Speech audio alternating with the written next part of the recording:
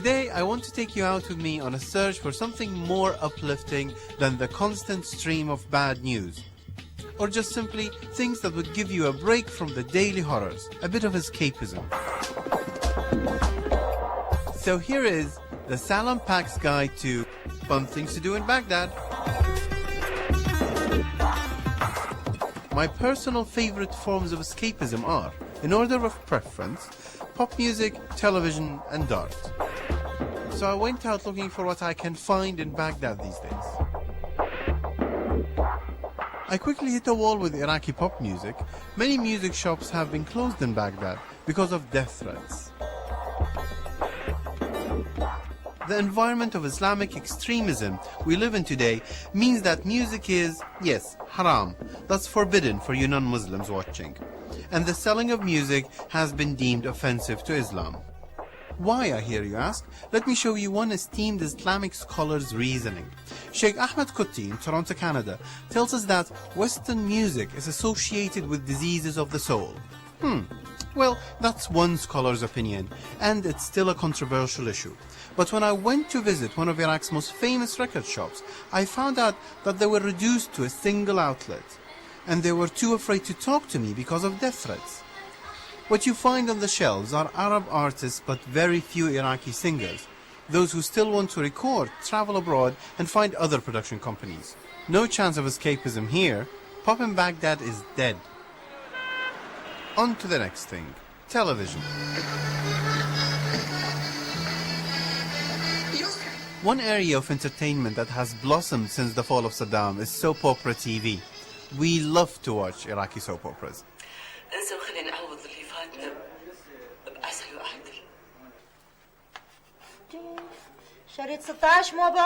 So here I am on the set of a Baghdadi soap opera.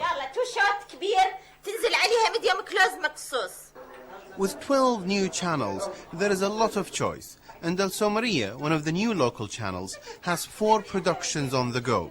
But only one is being made in Baghdad because it's too dangerous for most people. The drama they are filming is called Orchestra, and it's about a family that has been through the last 3 wars in Iraq, and about their struggle to survive, and how we all crave a bit of peace and freedom. We join them as Asel talks to her mom about moving to her new marital home. Like most girls, she's got some pre-wedding jitters.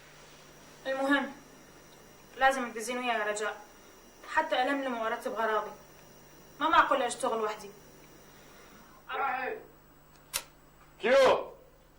The drama is being directed by Iltifat Aziz, who was a household name as an actress before she moved behind the camera.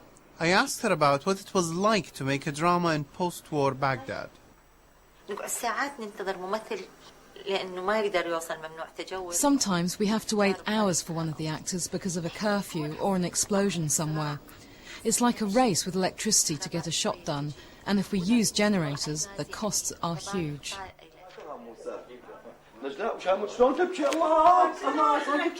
Iltifat Aziz also worries about the whole crew's safety. They are mainly women, and if you look around, you'll see only one is veiled. The atmosphere on the set is more relaxed than most workplaces in Baghdad these days, and they don't tell too many people where they film.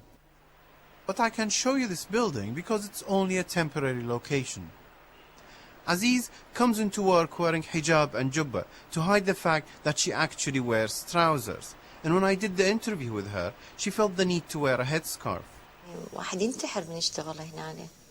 Working here is like suicide. Death awaits you at any moment. But there is no other way. Would we want to sit at home? We all have to work, all of us, men and women.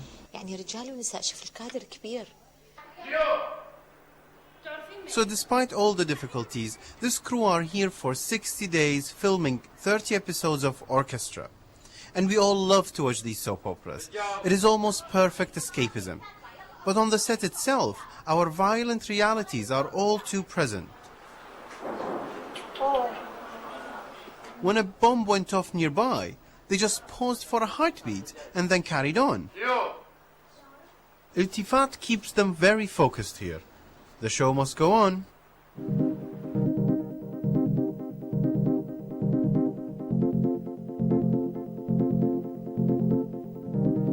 couple of days later, I went out again to find the next item on my list, an art gallery. But on my way, I heard that a car bomb had gone off in the shopping district of Karada, and I went there to find out what had happened. We had hoped that the violence would decrease with time, but it seems that it has a momentum of its own now. About 7 died yesterday, just like that. 3 died by the house and 2 here. It was a car, a big car.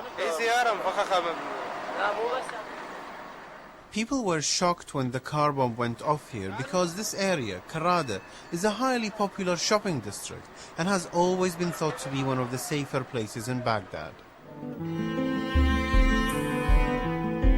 It seems there's no escaping this violence. So on my way back home, I went to visit the florist in Karada just for a glimpse of something beautiful, only to find out that this is actually now the last shop selling fresh flowers in Baghdad. As I talked to the florist about yesterday's explosion, he tells me that a relative of his was killed, a child. We are preparing for a funeral. A young relative of mine died in the explosion in Karada yesterday.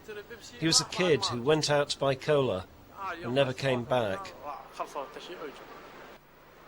Flowers have always been imported from Jordan because of the fierce climate here.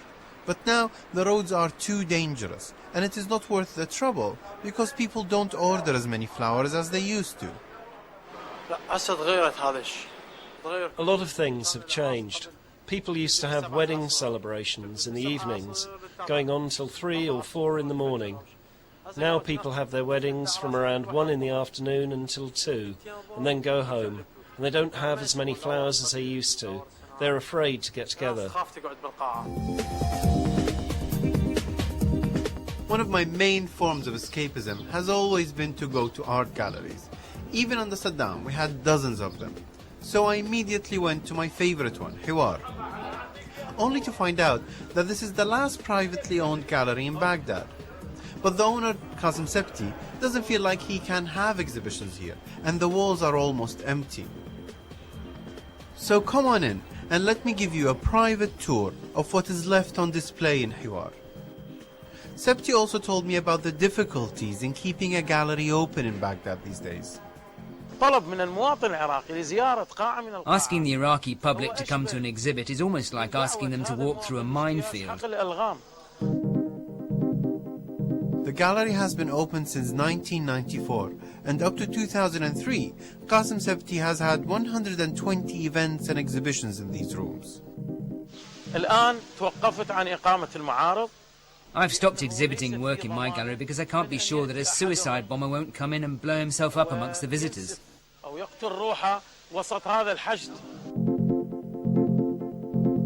It seems incredible that we have reached a stage when visiting galleries has become a dangerous pastime. But Qasim Septi was even more pessimistic.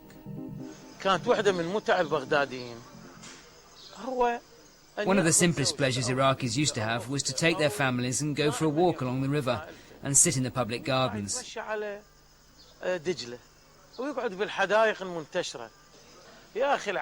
My dear brother, today we can't even go for a walk anymore. Do you know what the Iraqis' little pleasures are today? To see their sons come back from school alive.